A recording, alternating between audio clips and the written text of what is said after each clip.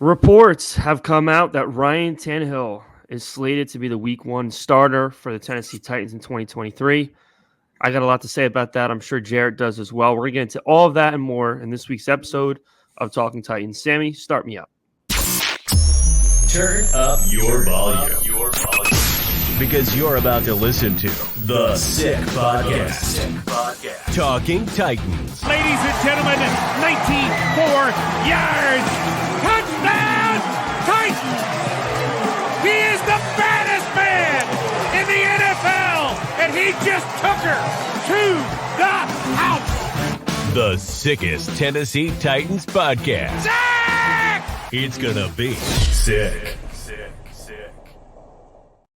Welcome back, ladies and gentlemen, to another episode of the Sick Podcast Talking Titans. I'm joined by Jarrett. Vin's on a day off today. He'll be back soon. Jarrett, how are we doing tonight?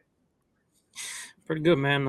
Vinny's floating somewhere in the Caribbean, in Aruba right now, while we're talking about our Titans. Yeah, got a lot of things guy. going on for. Yeah, feel bad for him. I'm sure he'll be back better than ever when he returns. But so I think we should jump right into today's news, and there's some other things we can touch on as well. After which, it appears Diana Rossini is reporting that from what she's heard within the Titans organization, this is wholeheartedly 110% Ryan Tannehill's football team in 2023.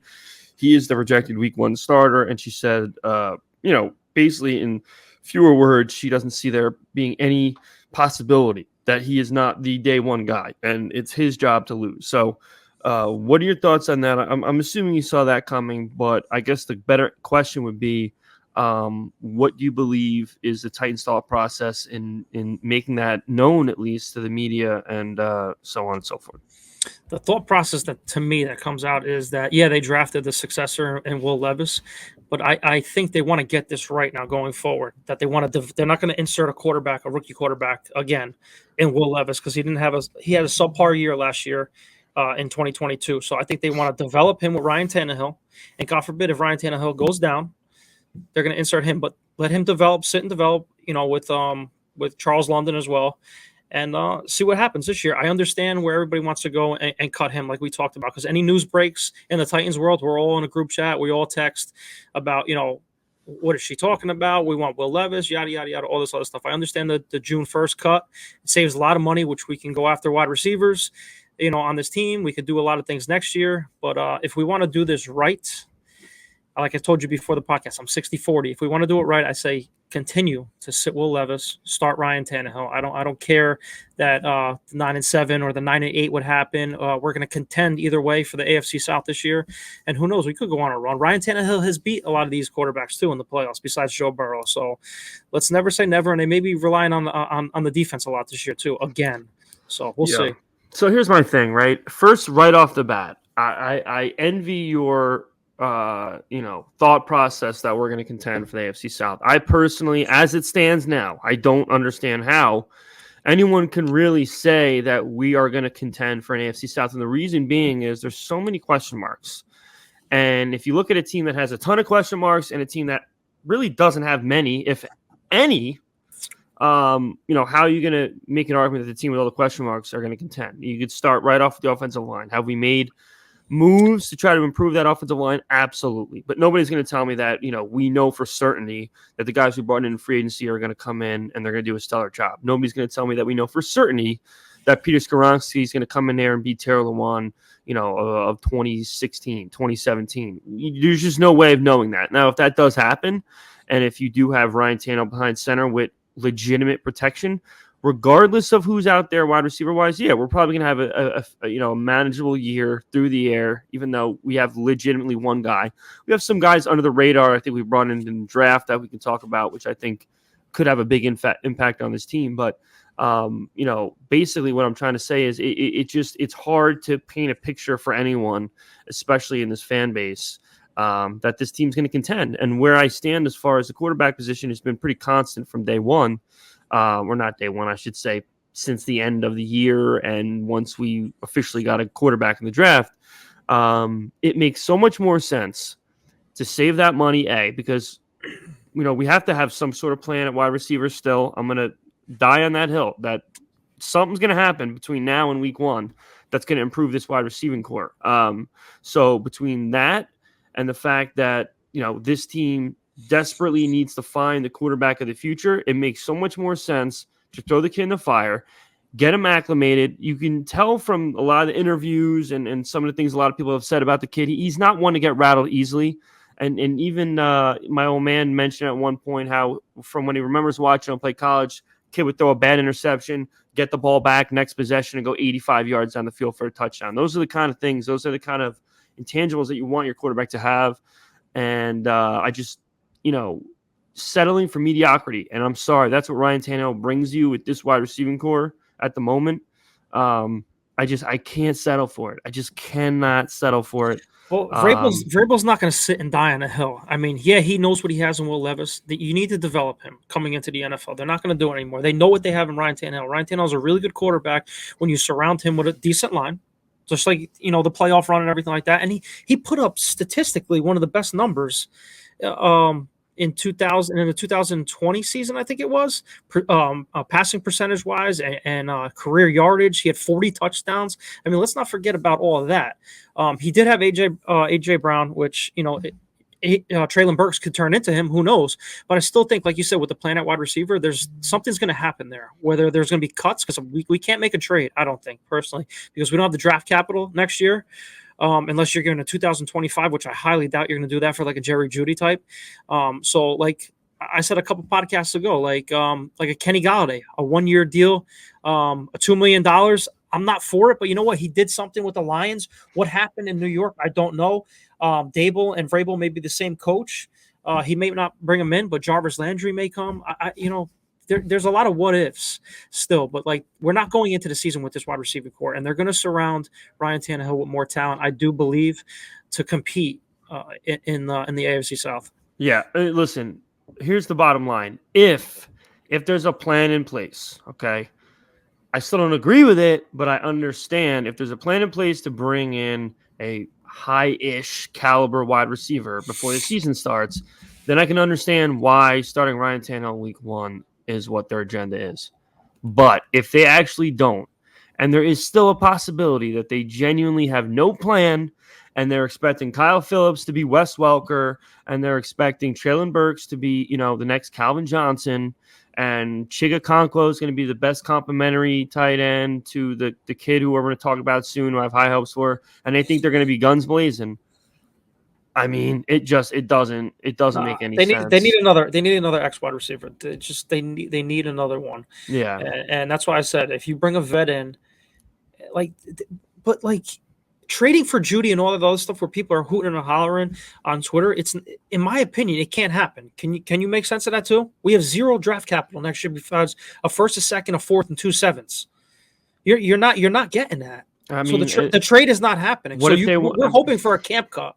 What if they want like Byard in a second? I mean, I think that would equate to an even trade, at least to an extent. If that's what it took, I'm fine with it. I know this. I'm sure this will get clipped, and I'll get fucking roasted for it. But giving up a second rounder and a guy who, in my opinion, as much as I love him, is making a little bit more money than he deserves at this time. Already made a comment how he's not taking a pay cut and whatever. I would take that trade in a heartbeat. Give him Kevin Byard in a second round pick, and we're taking Jerry Jeudy, who I think is 24 years old. Sky's the limit. Had really no help around much of his career in Denver as far as high caliber quarterback play and a good offensive line to help get the ball out. He didn't have anything really to hang his hat on. Not like he's going to get that here right off the bat, but if that would be the asking price, I'll take it. But yeah, you're right. No, we don't have a plethora of things to offer teams to get a guy. Absolutely not. So that's something you have to take into effect. But my goodness, man, the worst case scenario, which again would not shock me in the least bit, is that we stick with Ryan Tannehill. We don't get anything extra as far as a pass catcher. Our offensive line improves, right? Yeah. It improves. He gets time to throw. We win 9 games, 10 games. Maybe we get a wild card, which I think is virtually impossible, but maybe we win the AFC South, and then we lose in the first round, and we're back to square one, And it's like, low draft pick. More holes are coming next year, which nobody wants to talk about. There's going to be a lot of guys that you're going to see this year you might not see next year. And now you're going to have an even lower draft pick. You still need to get another, franchise caliber guy at wide receiver, or at least someone you're going to have around for a while besides just the one guy you drafted last year. And you're not going to have anything. You're going to be stuck at the, you're stuck in the mud to get out of this swamp that you're in. And it makes perfect sense to throw the kid in because one of two things is going to happen, right? He's going to be the real fucking deal right off the bat, and hell, might be able to compete for the AFC South as a rookie, which obviously all of us would be jumping up and down doing backflips for. Or I should say there's three things that could happen. B, we see he has the capability, kind of like Jalen Hurts-ish type, kind of like Fields-ish, where you see the potential there, but he's just got nothing supportive to help him. And we win 5 games and we get a great pick. Or, the same thing happens where he's good enough, but everyone around him is absolutely terrible. And we get a really high draft pick. And then you got to decide, was it more or less the surrounding talent, which didn't make him look great, or whatever the case may be. And you can consider maybe taking another swing at a guy next year. Bottom line is, if your draft pick is towards the top, and he seems to be the guy, but not enough talent around to get us over the hump, then you use that high draft pick to get your second wide receiver. And then you have Jalen Burks, you have Will Levis, you have another high caliber draft pick. That's your offensive nucleus. You can actually build around. You already have some pieces in place. Chig, the new running back, hopefully his leg is okay, and he's our guy moving forward once the king, gets off his throne. And then you have something you can build with, but we need to stop. We can't settle for okay anymore. The window we had was great. We fucking blew it, large in part to Ryan Tannehill and some other staff members we won't mention. But the window needs to be opened up again quickly. We don't want to be the next team like the Browns and the Lions who go fucking 2 decades without a playoff berth. We can't. I can't handle that. I'm sure you can't. There's plenty of fans on Twitter that can't. So we need to do we need to set the right plan in place. And Ryan Tannehill, in my opinion, is the worst case scenario because he's moving you. He puts you in the middle of contending and what you need to do to continue to get better as far as draft picks. And you don't want to be too far away from either of those. So I'm glad you brought up plan because I know there's been a lot of plans with Rand and Diana Rossini saying that Ryan Tannehill, this is his team, but they also said that AJ Brown is going to be on this team for the foreseeable future, and that didn't last very long. So I saw the other day a article from Titansize.com about the Atlanta Falcons were really trying to trade for Ryan Tannehill during the draft, possibly for a second or a third, taking on his contract, reworking his contract to reduce that cap hit, and the Titans were going to accumulate a second or a third.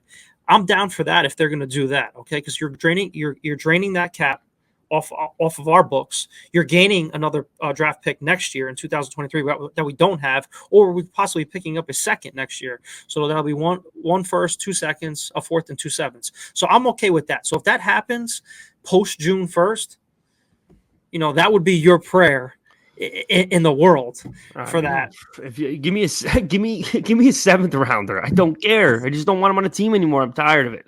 But I don't need to sound like a broken record anymore. You know my deal. I know what your deal is. And bottom line is, whoever it is, I'm not going to root for them to lose in any way, shape, or form. Same thing with me. I had my stint with Will Levis. He's on the team. What am I not going to root for the guy no more? I mean, I didn't love the pick, but I have no choice. And there's one other thing I want to bring up, which is just, it's eating me alive. There are so many people on social media, specifically Twitter, who take giant shits on Will Levis. And then you ask them what you genuinely don't like about him, and they have no answer. It's kind of like people who try to talk politics and they just want to say what they hear on TV. And then you ask them to, bring any sort of evidence to the table that anything they said is true, and they'd have nothing for you. They just repeat the same thing over and over again. I had one guy the other day who literally, and he meant this dead straight serious, that, I can't have somebody that puts mayonnaise in their coffee on my football team. Are you fucking kidding me? Well, you have those guys, but you got to remember there's a lot of them. Yeah, you have Tennessee is in the South. I mean, we're not from the South, so we have a different take on it, but Tennessee and Kentucky, they really don't see eye to eye. So I mean, Listen, huge rival. So if you're upset that a guy from your rival favorite college football team is now part of your favorite NFL team, then you're just not a real fan. That's it. And at least just own it and just you could talk your shit. But there's no way on God's green earth that you can call yourself a real fan and be upset that your team drafted a quarterback and your only knowledge as to why you don't believe he's going to succeed is because the way he eats a fucking banana and what he puts in his fucking coffee. It's absolutely asinine. And I fight myself to not even respond to these clowns, but sometimes I just can't help myself because what they'll do is they have no life. They'll go on any fucking thing I even utter the words Will Levis on and comment the same thing. The same thing. Bust, mayo, banana, boom, boom, boom, over and over. Mayo, banana. You know, those are just the three buzzwords that I see. Oh, but, yeah, of course. You know, watch the film, guys. That's all I want you to do. Honestly, yeah, he didn't have a great 2022, but I mean, Jesus Christ, the guy had fucking an injury on every quarter of his body, every third of his body, his head, his middle, his bottom. He had injuries everywhere. You watch him in 2021, you saw what you were going to get. You saw a guy with an excellent release. You saw a guy that plays through everything. You saw a guy that can run like all the other big dogs in the NFL that can run and play quarterback. He had really good wide receivers that year. He had a really good offensive line and lost everything last year. So I'll give you that. He had guys that were on an NFL roster. Okay. He didn't have Jackson Smith and Jigba. No. Okay. He had Wan'Dale Robinson, who played for the Giants for 8 minutes. Okay. I mean, really, he had a pretty miserable offensive line from what I've heard most of his career at Kentucky, even in 2022. I could be wrong, but I believe that they were nothing to write home about. But what you need to be a successful quarterback in the NFL is all there. The size, the arm strength, the release. I can't stress this enough.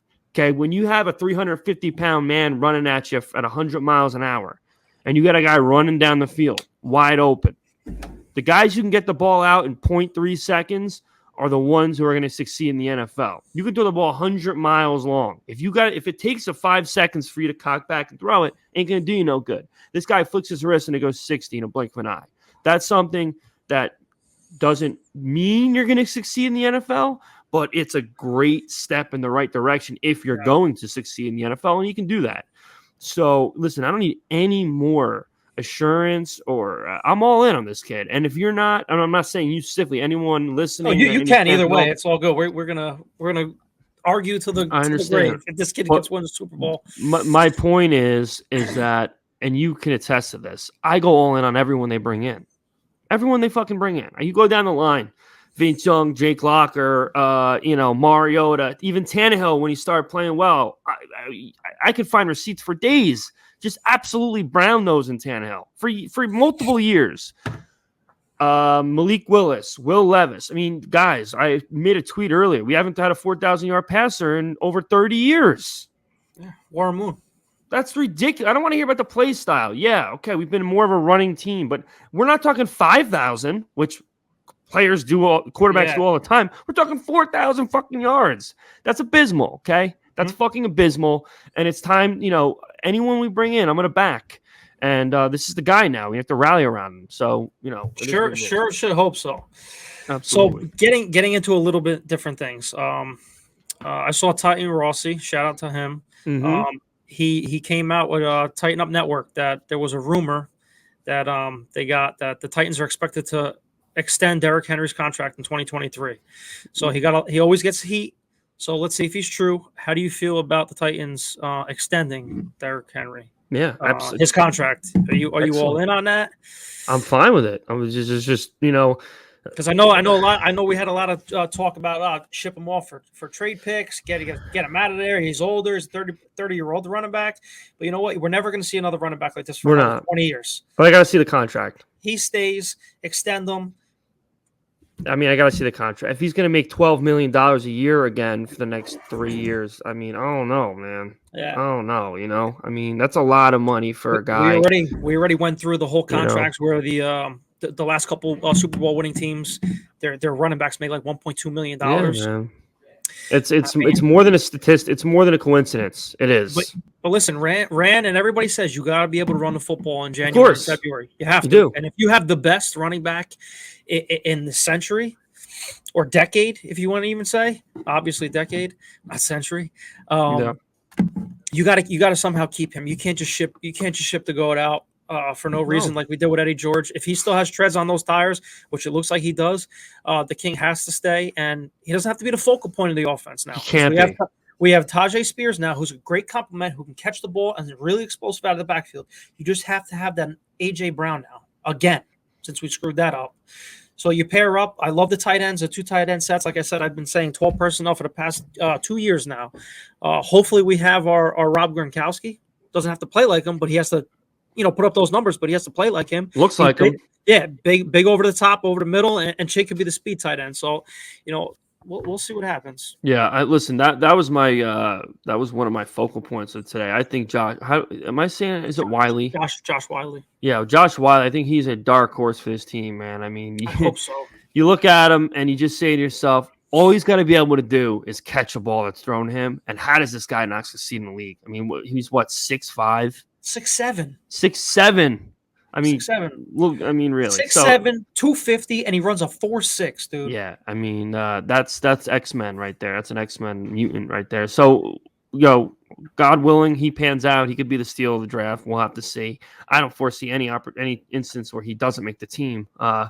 So I think we'll definitely be seeing him out there on Sundays. But as far as the Derrick Henry contract, listen, I'm all for it. I love the guy. Jesus Christ, I don't want.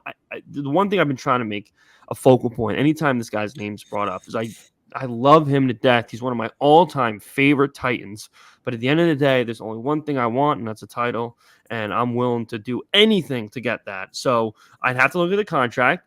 If they're going to pay him $12 million a year until 2026, I can't say I'm going to be in love with that. I'll be honest with you. But at the end of the day, the counter to that is if they can use him properly, he can be a staple of a championship team. Okay, you said it yourself. In January, you got to be able to run the football, but that can't be all you're able to do. And we saw that doesn't work because it didn't get us to the Super Bowl in 19, and we tried to do it again the remainder of our playoff games, and essentially he's been a no-show for about 3 straight playoff games now. So one coming off injury, I won't not bring that up. But the facts are the facts. He has not made an impact in a playoff game since that Baltimore game. That needs to change if we're going to continue to have him on the football team. Greatest regular season running back this franchise really has ever seen, in my opinion. You can obviously make the argument for Earl Campbell, who's a Hall of Famer. And obviously I love Earl Campbell. He's right up behind my left shoulder here. But he's the man, and he's the running back of our generation. And I'd love to have him back, but as long as the numbers work, I'm hoping maybe he takes a little, maybe like 9.5. I'd be happy with that. That'd be great. But we'll see. We'll see if Rossi's right. I'm sure he is. I'm sure those numbers will come out sooner than later. And hey, if we're not going to do nothing with the money we're getting from Tannehill, if we're going to kick him on June 1st, sure, I'm fine of using 4 or 5 of that 20-something million to keep Henry around for a long period of time. I don't want him to play for any other team. I really don't. No. But it's got to be the right fit for us. That would hurt. Yeah, that would be McNair Baltimore level type shit right there. I think that would sting more than AJ Brown. And it would be close. It'd be very close. But I think seeing Derrick Henry in another uniform would definitely, because there's just so many more memories with him. Obviously. Yeah. So let's kick into. We got a graphic of our opponents. Schedule releases tomorrow. It's tomorrow. I'm hyped. We already know one location for one of the games. A little annoyed, honestly. I mean, of all of our opponents, I would have wanted the Baltimore game of any of them to be at somebody's actual location because of the rivalry there. Oh yeah. I would have loved for them to. It would have been in Tennessee if it wasn't in London, which sucks because they deserve an ass smack in Nissan Stadium. But I mean, what are you thinking about this, man? This schedule. I'll be honest. I mean, I've said this already. Is nothing that scares me, really. Well, I'm glad you said that. Hold on one second, because I do have another graphic on my phone. We have the 5th lowest strength of schedule. Our strength of schedule this year is 448. Easiest schedule. Yeah. So the fifth easiest schedule in the league. Now, mind you, obviously, you'd be silly to assume that Cleveland's not going to be better than they were last year. you're going to be silly to assume that the Colts aren't going to be better than they were last year, no matter who the quarterback is. I think the jury is still out on Houston, even if Stroud is the guy, which I think he is. I think I either don't. way, I think we split those games. Believe it or Yeah, not. wouldn't shock me. No. Absolutely wouldn't. But you look at this. You look at these teams. Tampa's going to suck. Yep. New Orleans probably isn't going to be anything to really scare anyone. No. Pittsburgh's still got a ways to go. They're the same as us. That's going to be a jury's tight game. still out on Pickett. I mean, I thought he had a pretty good outing when they threw him in there. Carolina is a coin flip. I mean, I think they're going to put some. They did put some decent pieces there with Young to start, but they're still a little ways away. I don't know about that. I think Carolina's going to be the real deal. I think they may win that division too. I mean, that would be. When's the last time a rookie's won a division? His first year quarterback. I think they surrounded him with a lot of talent. They did absolutely. I mean, it wouldn't surprise me, but I'd love to know that statistic because I couldn't tell you the last time a rookie quarterback won his team's division. But Atlanta's got a million things they got to figure out too, and Seattle's a coin flip. Everyone just assumes Geno Smith's going to continue to bring them to a playoff caliber talent level. I mean, of course you got the big dogs. You get those 3 of those top 4 teams at home you see there. That's a gauntlet right there. At least they're home. I love the fact that our harder teams are at home. That's obviously a plus. What do you think, though, Jared, about what you're looking at here? I'm just literally I'm looking at, like you said, Tampa Bay is definitely going to be, I think, one of the easier games. You get the Dolphins. That's going to be tough. Houston, I think we're going to split it. We're going to get into the schedule relief, when Vinny gets back to actually go game by game and to get a record on it. But if I'm looking at this, if we're opening up, who I would take a guess, I would say Atlanta. I think we're going to open up at home against Atlanta.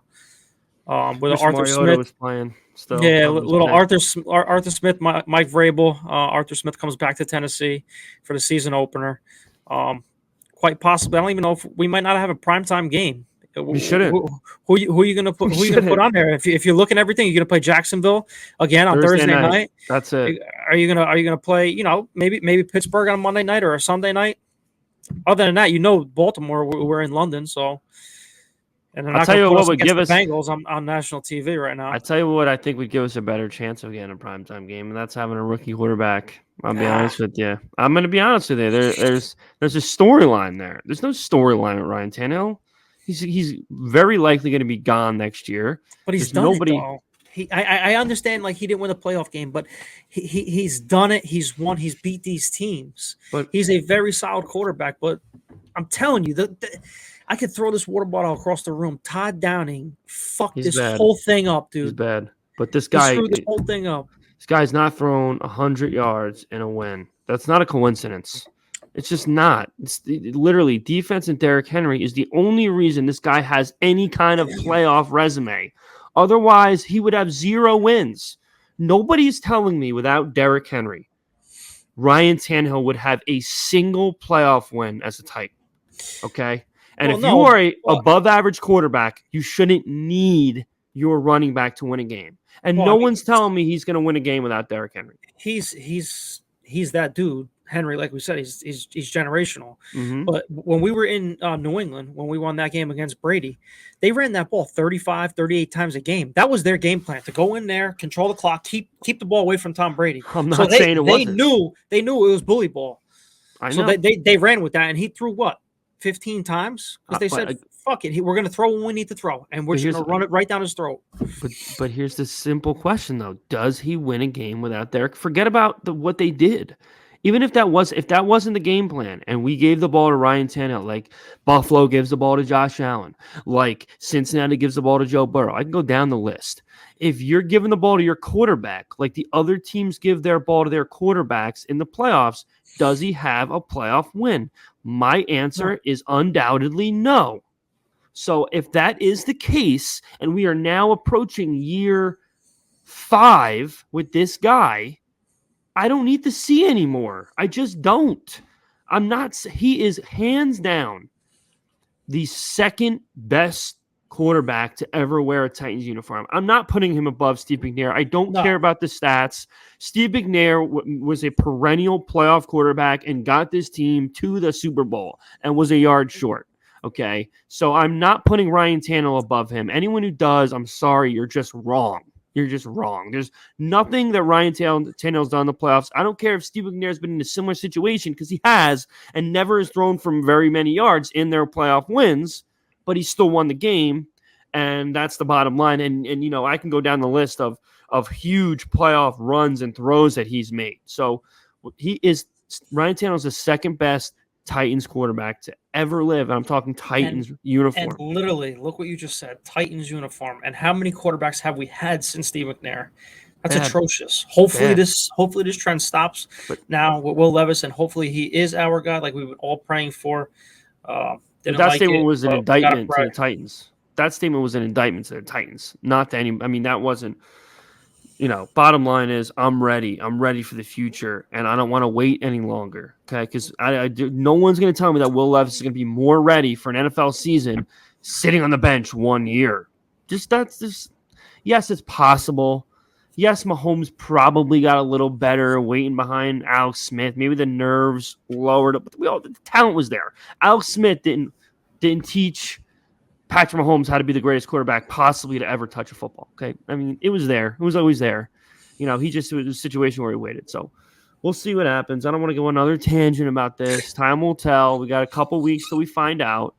But before we wrap up, we got some numbers that dropped out. I want your opinion on some of them. Right off the bat, the biggest eye-openers for me were Will Levis officially selecting the number 8, and then Skoronski taking our boy Lawan 77. What are your initial thoughts on those two guys taking those numbers?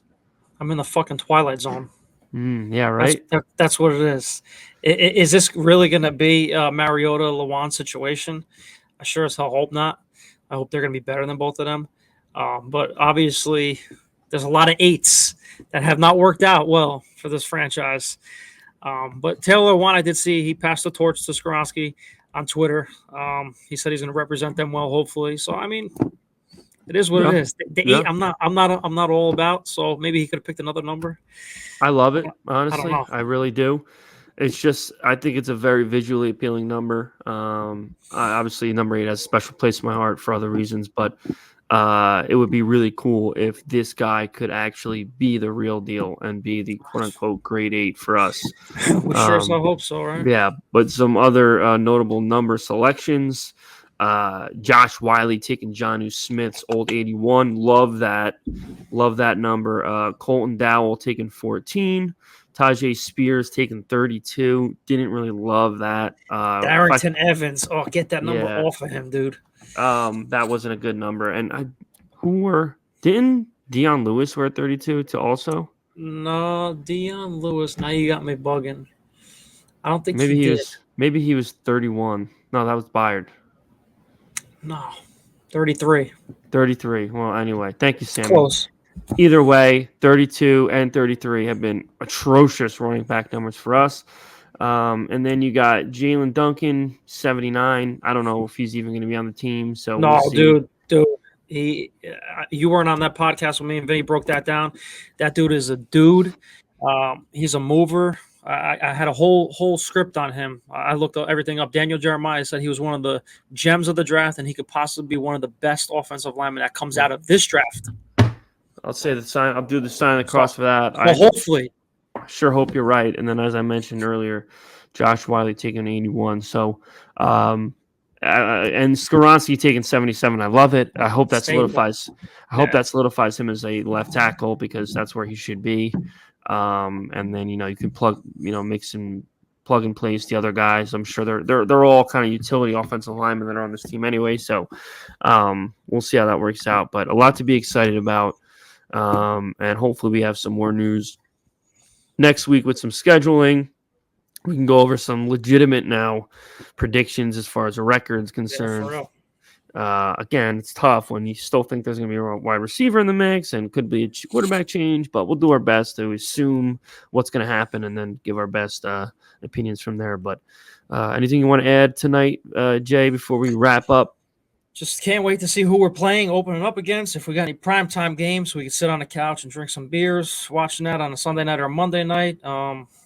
that comes out tomorrow. Like I said, we're gonna have a special release for the schedule release this weekend. Check us out, and look, we got sick gear out, man. Yep. Hopefully mine is at my mother's house, which I'll be visiting shortly. Check it out. Nice little light hooded sweatshirt over here. I might have to ask AC if we can do a special sick junk headband, since that's kind of like my shtick now. But everyone up there, if you're loving it, go on the sickpodcast.com and go to the shop. Absolutely. Well, thank everyone for joining in tonight. We hope you're continuously along for the ride with us. Make sure you like, subscribe on YouTube and all the podcast platforms. We keep you guys up to date with what we're doing each week on Twitter, so you can check us out there as well. And obviously, we'll be up next week for some more info. Have a schedule to talk about. So, hope everyone has a great night, great day, great week. And as always, tighten up. Sammy, send me out. And that's a wrap. Hope you don't miss us too much until next time. Follow the Sick Podcast Talking Titans on YouTube, Instagram, Facebook, Google Play, and Apple Podcasts.